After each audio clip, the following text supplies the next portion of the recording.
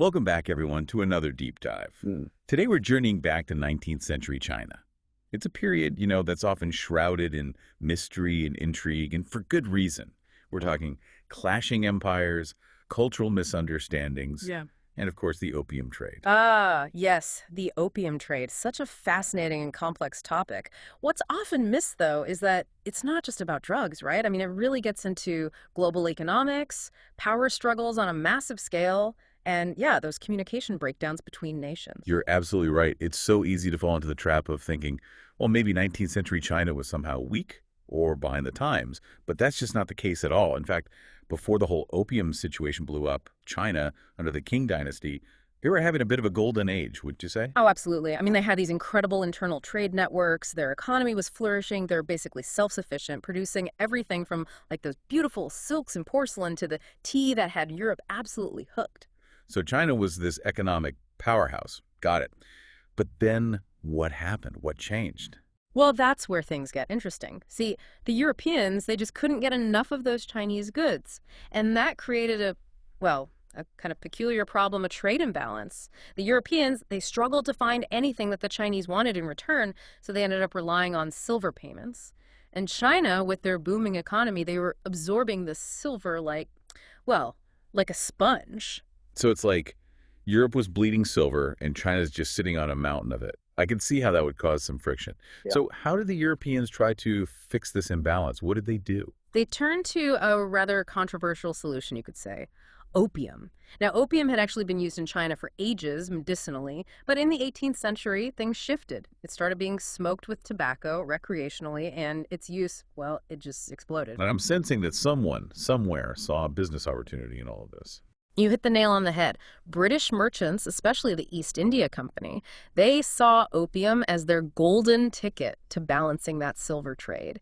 They had a grip on these vast opium plantations in India, and they realized, hey, we can use this to our advantage. So was this a calculated move to, exploit a growing addiction? Or was it just a simple matter of supply and demand at play? That's the million-dollar question, isn't it?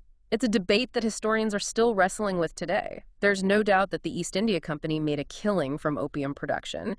But you also have to consider the demand that already existed in China, and these established smuggling networks, they fueled the trade's growth, too. It's this tangled web of factors, and you can't just look at it from one side. It does sound like a bit of a chicken and egg situation. Yeah. But regardless of who was driving that demand, it's clear that opium use was becoming a problem in China. So how did the Chinese government respond? What did they do? Well, they were obviously deeply worried about what widespread opium addiction would mean for their society and their economy.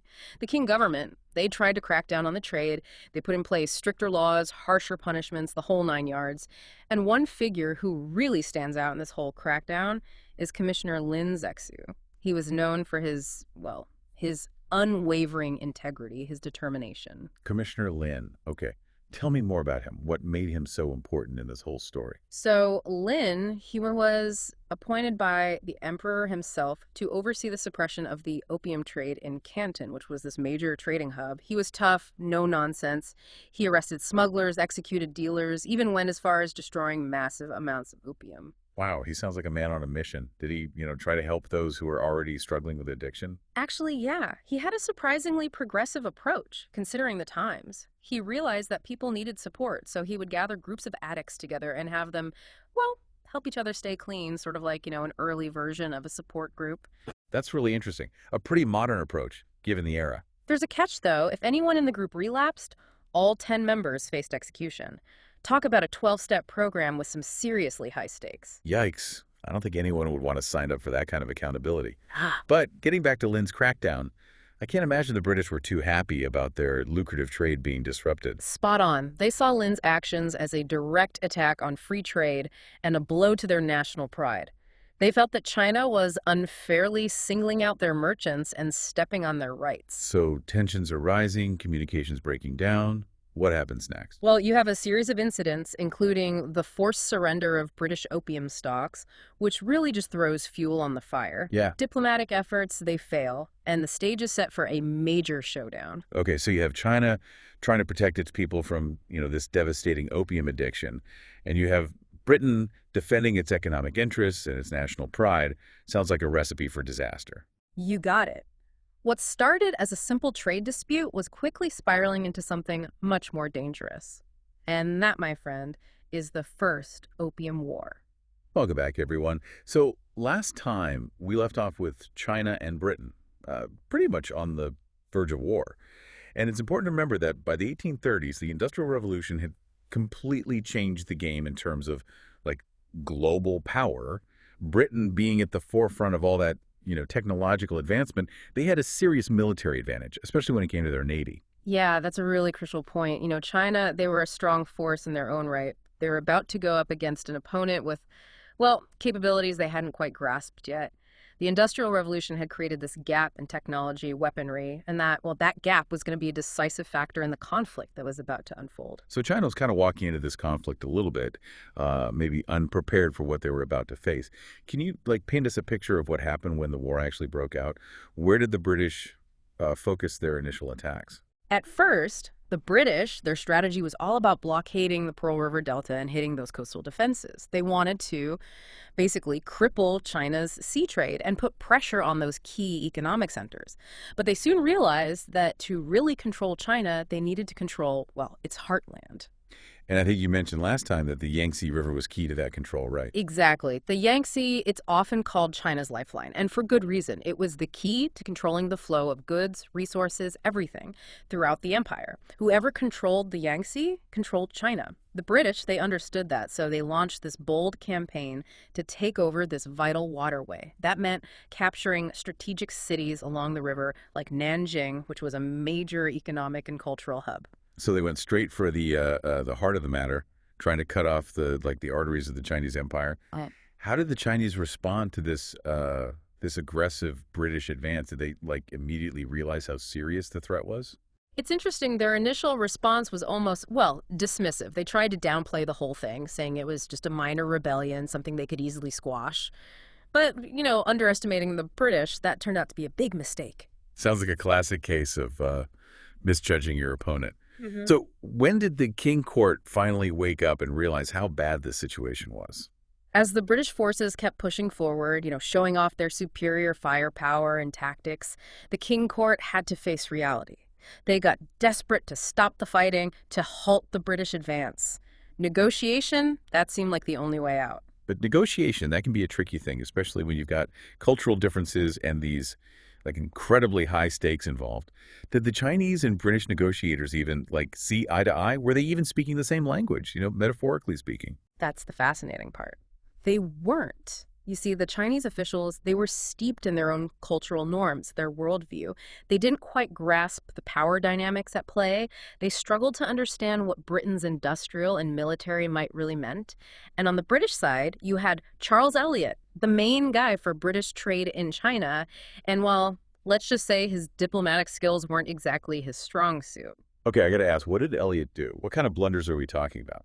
Elliot, he was so eager to end the fighting and get a good deal for Britain that he negotiated a treaty that he thought was, fair and balanced. It included compensation for the opium that was destroyed, the opening of more trading ports, and the ceding of Hong Kong to Britain. Wait, hold on. They just gave up Hong Kong. I thought that was a major British stronghold for centuries. Well, you have to remember that at the time, Hong Kong was considered this barren rock, basically a backwater with little strategic or commercial value.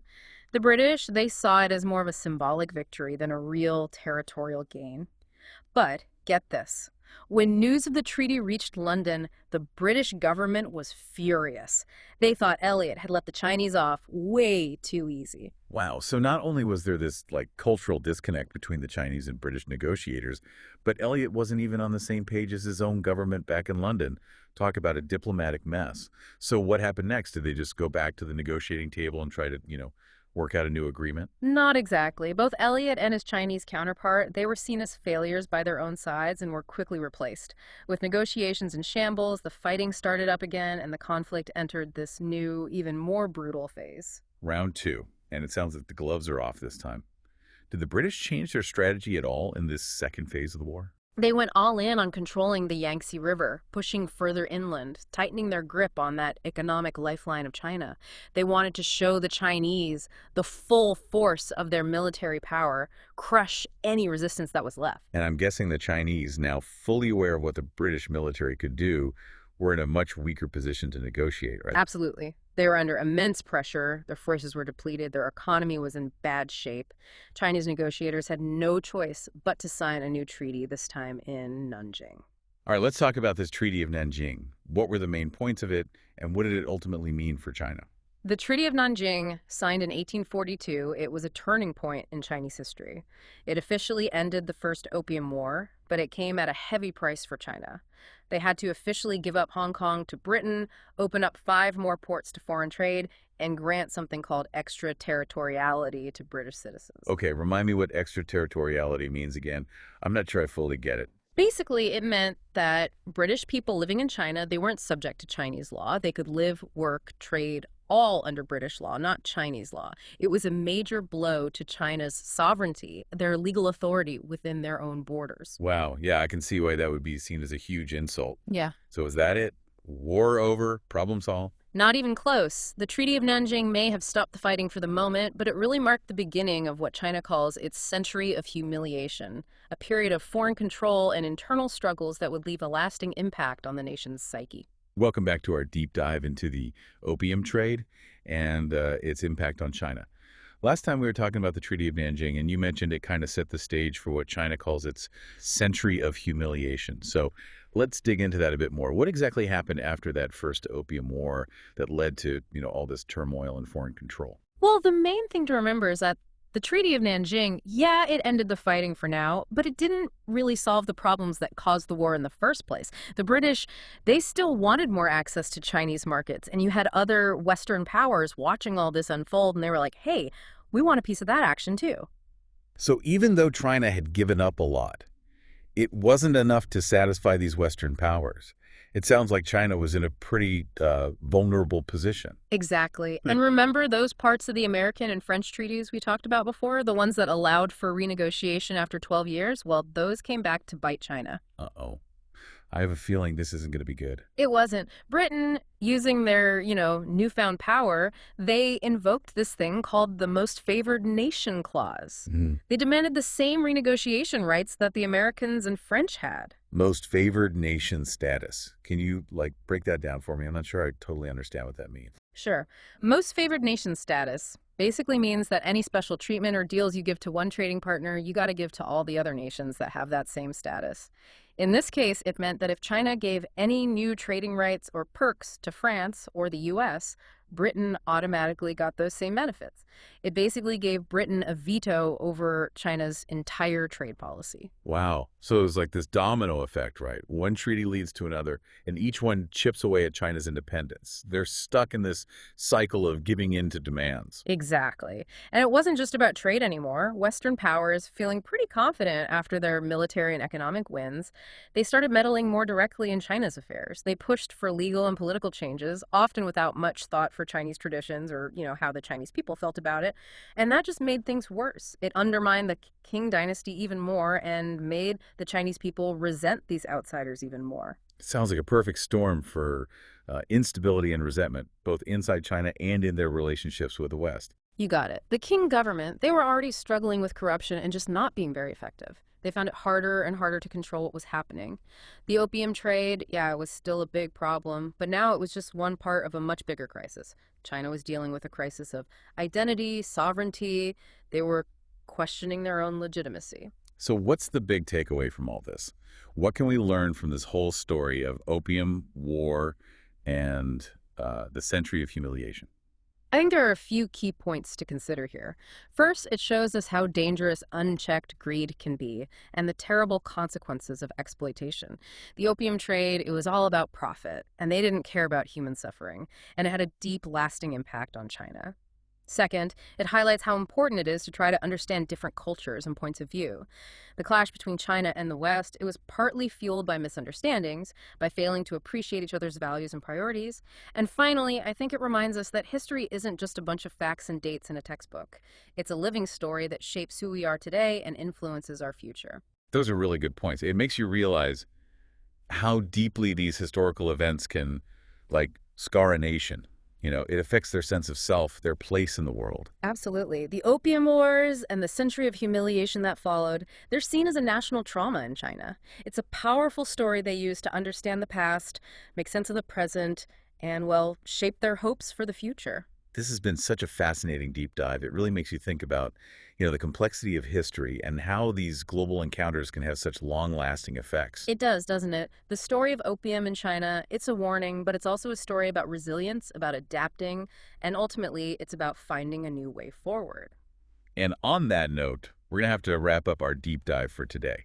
But I encourage everyone listening to keep digging into this fascinating period in history. Think about the lessons it holds for all of us. Until next time, keep those brains buzzing.